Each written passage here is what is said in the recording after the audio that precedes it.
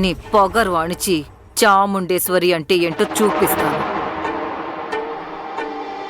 వెళ్ళు చాముండేశ్వరి, త్వరలోనే మా అక్కని నీ ఇంటి కోడల్ని చేసి నిన్ను మట్టి కరిపిస్తాను. ఈ సత్య అంటే ఏంటో నీకప్పుడు చూపిస్తాను.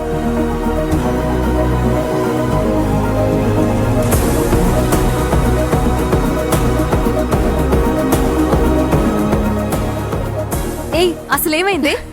ఒక పెద్ద ఐస్ బాక్స్ తల మీద వేసి కూల్ చేసినట్లున్నావు. షేక్ హ్యాండ్ కూడా ఇచ్చుకున్నారు. నేను ఫోటో కూడా తీసాను, చూడు. దీని ఫోటో ఎందుకు తీసావే? వాళ్ళింటికి వెళ్ళడానికి ఆవిడ్ని ఐస్ చేయడం తప్ప నాకు వేరే దారే దొరకలేదే. ఆ ఐస్ కరగక ముందే మా దేవి అక్కని ఆ ఇంటి కోడల్ని చేస్తాను. ఇంక మనకి టైం లేదు. అదెలా? రేపు ఆ చాముండేశ్వరి తనే స్వయంగా నన్ను ఇంటికి లంచ్ కి రమ్మని పిలిచిందే. ఆహా, అక్కడికి వెళ్తే అభిని కలవచ్చు కదా. అదే కదా నా ప్లాన్. అందుకోసమే కదా నేను ఎదురు చూస్తున్నాను. రేపు నేను అనుకున్నది జరగబోతుంది.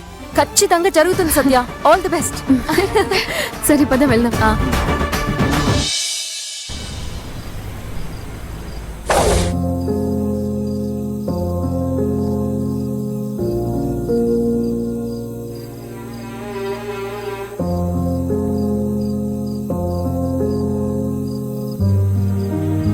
మామా, మామా,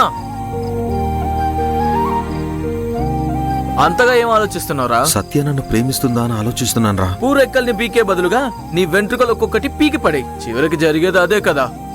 అన్ని ప్రేమ కథల్లోనూ చివరికి అదే జరుగుతుంది. నువ్వు సైలెంట్ గా ఉండరా. కాకపోతే ఏంట్రా, తనతో నేరుగా చెప్పే ధైర్యం లేక ఆ రోజు ఇంకెవరినో లవ్ చేస్తున్నా అని డ్రామా చేసొచ్చావు. ఇప్పుడేమో ఫీల్ అవుతున్నావు. నువ్వు ఇలానే ఉంటే చివరికి చొక్కా చింపుకొని పిచ్చోడు అవుతావు.